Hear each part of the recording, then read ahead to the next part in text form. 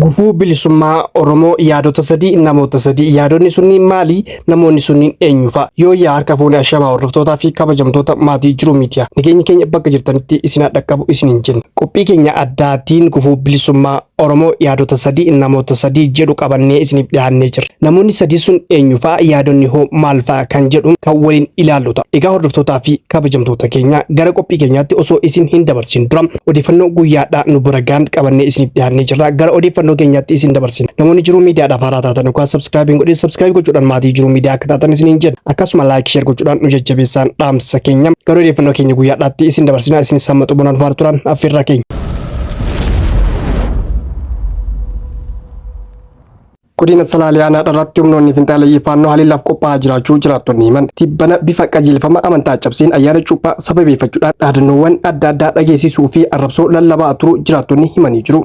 Gandoota akka Tuut Saalakuul magaalaa Gundoo Masqal dabalatee gandoota 7 ta'an keessatti meeshaa waraanaa hidhachuun hiriira bahanii irratti dhaadannoowwan lola labsuun dabalatee arrabsoowwan eenyummaa irratti xiyyeeffatan dhageessaa turanii jiru jedhan jiraattonni. Humnoonni kunniin hidhannoo guutuu hidhachuun bilisummaa kallattii barbaadanitti socho'uun waan barbaadan raawwatu jedhu jiraattonni OMN dubbisee ture. Humnoonni mootummaa aanichaa tarkaanfii seeraa kabachiisu fudhachuu dhiisanii callisanii ilaaluun xalayyiin kun babal'ifannaa daangaa taasisuun gandoota hedduu akka qabatanii jiran jiraattonni ni dubbatu. Oduma wal fakkaatuun uummata godina Salaalee aanaa dharraa keessaa qe'ee fi qabeenya isaaniirraa buqqaaniif gargaarsi karaa waaldaa tola ooltummaa Salaalee jedhamuun taasifamee jira. Aanaa dharraatti haleellaa humnoota finxaaleeyyii faannootiin jiraattonni hedduun qe'ee isaaniirraa buqqa'uun yaadatamaa waldaan tola ooltummaa Salaalee deeggarsa jiraattota aanaa dharraa qe'ee isaaniirraa buqqa'aniif jiraniif taasisee kan hawaasa biyya keessaa fi biyya alaarraa walitti qabameeni. Deeggarsi kun waldaa qaxxaamura diimaa dabalatee barsiisota barattootaa fi namoota biroo biyya keessaa fi biyya alaa jiraniin kan taasifame ta'uu ibsamee jira. Guyyaa dheengaddaa dogongora odeeffannoo qubaa wal dhabuutiin fi ajaja humna qilleensaa mudateen giddu galeessa Oromiyaa Shawaa Kibbaa Lixaa helikooftara bakka woboon jiru haleeluuf jecha humna lafoo waliin wal faana ergamuun dursee waraana bilisummaa Oromoo dursee waan beekeef yookaan waan dhageef bakkicha yeroo lakkisetti humni qilleensaa Itoophiyaa dursee bakka waraanni bilisummaa Oromoo ture sana makalaakaan waan qabatee jiruuf helikooftariin akkuma lafatti dhiyaateen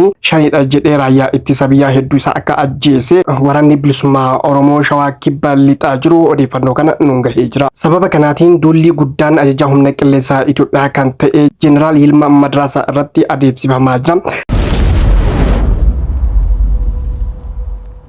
Yaadota sadiin kana akkamitti walitti araarsina? Itoophiyaa diigna biyya ijaarra. Biyya namaa hin diignu biyya mataa keenyaa ijaaranna. Itoophiyaa ijaarraa Oromoo fi Itoophiyaa walitti araarsa. Bu'uurri keenya yaadrimee ABO'tiin. Hundeen akeeka siyaasa ABO Oromiyaa walaba taate ijaaruudha. Kun kan hojiirra oolu fedhii fi eeyyama uummata Oromootiin erga mirkanaa'ee booda. Machiisuma kanaan mirga hiree murteeffannaa uummata Oromoo hojiirra oolchuun kan mirkaneeffamu uummanni Oromoo dhiibbaa siyaasaa qabu jalaa bilisa bahee hiree isaa akka murteeffatuuf ABO'n qabsoo gaggeessaa jira. Jechoota sadiin kana akkamitti walitti araarsina? Itoophiyaa hin diiga. Dr. Tsaggaayee Araarsaa haasaa gidduu kana waltajjii irratti taasisedha. Jechi kun waan Geetaachoo Raddaa jedhan Itoophiyaa diiguuf miti si'ooliyyuu buunee diigna waan jedhan sana afaan wal fakkaata. Jechoonni akkana afaan diimokiraatii keessatti hin jirani. Dhiibbaa siyaasaas qabaachuu mala. Garuu Dr. Tsaggaayeen instituushiin jecha kana itti fayyadame hubachuun nama hin rakkisu. Oromiyaa walaba taate barbaada jechuu isaati. Biyyi walaba barbaadna impaayera Itoophiyaa hin barbaadnu akka jechuutti fudhanna. Dr. Tsaggaayeen ilaalcha siyaasaa mooraa qabsoo bilisummaa Oromootti dhufuun isaayyuu waan jajjabeeffamudha. Yoomirraa kaasee ilaalcha kan akka fudhates inniyyuu ibsee jira. Yaadni lammaffaan biyya namaa hin diignu biyya mataa keenya ijaaranna. Koloneel Gammachuu Ayyaanaa haasaa tirba darbe miidiyaa riippoortara faana taasiseenidha. Haasaan kun afaan dippiloomaasii eeggateedha. Haasaa seera mirga hiree murteeffannaa saboota idil addunyaa eeggatees. Itoophiyaan wiirtuu ishee hin uumne jedhe diigaa jiru. Lama diigutti hin rakkannu jechuumaa fi Oromiyaan walaba ijaaruuf mirga qofa osoo hin taane dirqama Oromommaatis. Haasaan kun heera ABO faana kan wal simudha. Itoophiyaa diigumsarraa hambifna. Oromoo fi Itoophiyaa walitti araarsina. Obbo Jawaar Mohaammed haasaa tibbana waltajjii irratti haasaa jirudha. Aayidoolojii walitti madaquu fi araaramuu dadhabe jaarraa tokkoo fi walakkaa ol sukkuumamuu fi walitti rirrigamaa ture. Walitti araarsuuf dhama'uun bishaan Oromoon laga keessaa gingilchaan waraabuu fakkaata. Ilaalchota sadiin kana akkamitti walitti araarsuu dandeenya?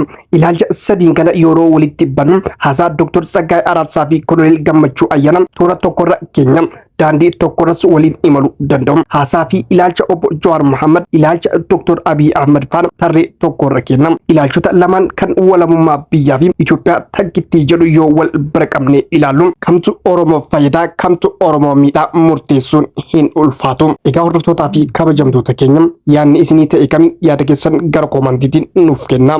Ummata keenyaaf yoo kutannoon hin jiraatin yoo waliigalteen hin jiraatin kamman gamana dhaabatee dhakaa walitti darbatuun yoo tokko hin ta'in akka feetee haasayati. Kan gurra jirullee gadi bu'ee galabbatamee yaada isaati. Yakka hojjeteen isaatu itti gaafatama. Ani akka nama tokkootitti jiraataadhaan aangoon qabu dhugaa ummata kiyyaa garuu hin dubbadhaan.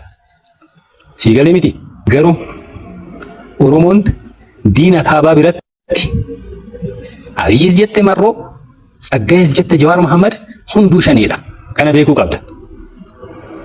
Si waliin sirbanii gara galanii morma si kutanii ofii ajaa'ee jedhanii ofirraa muranii gatanii. Kenna gadi buufnee yoo nuti fannifne nu caala malee diinni har'a nu qoqqooduuf itti fayyadama jedheetiin yaada nama nooni waan diina kaabaa.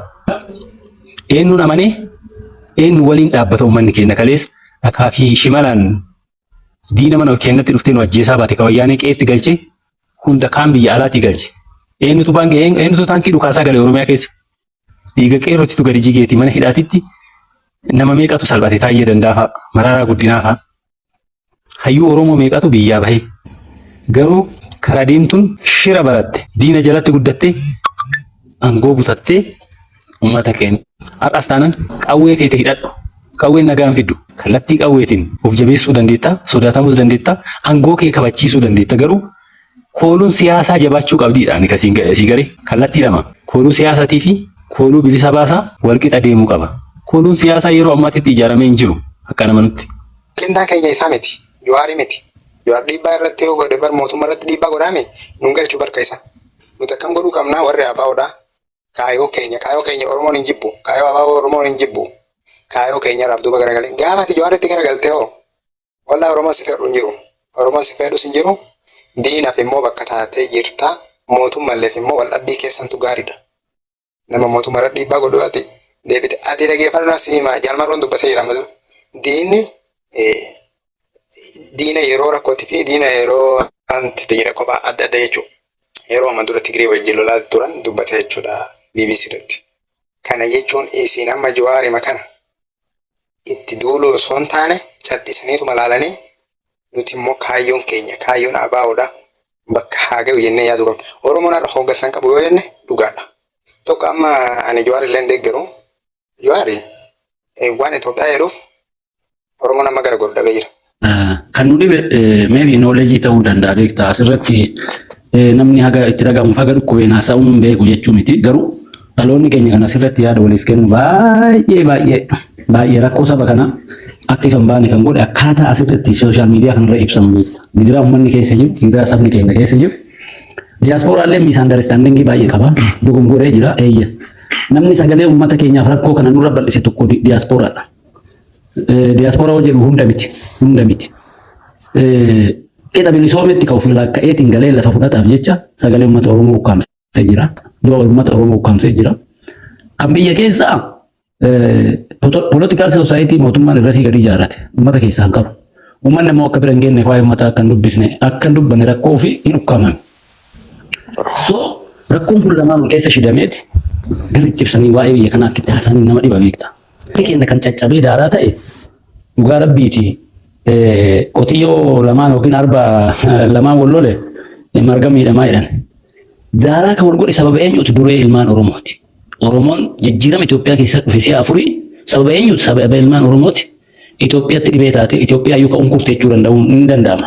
Mucoocni liidarii fi ijoollee baratte teenna. Nama siyaasaan Oromoo fuuldura bu'e kunoo ilaalatti argaa jirre chaarraa. TV ol qabdeet kunoo har'a hayyoota ka doktoroota jennuun TV garagaraatti naasufti. TV godinaatiin naasufti. Wal fixxe. Ammallee maddoo lubbuinsa eenyu? Ilmaan Oromoo siyaasaa wal dadhabdeeti. Ammallee cabni lafeellee dhangala'uun dhiiga ilmaan Oromoollee eenyu?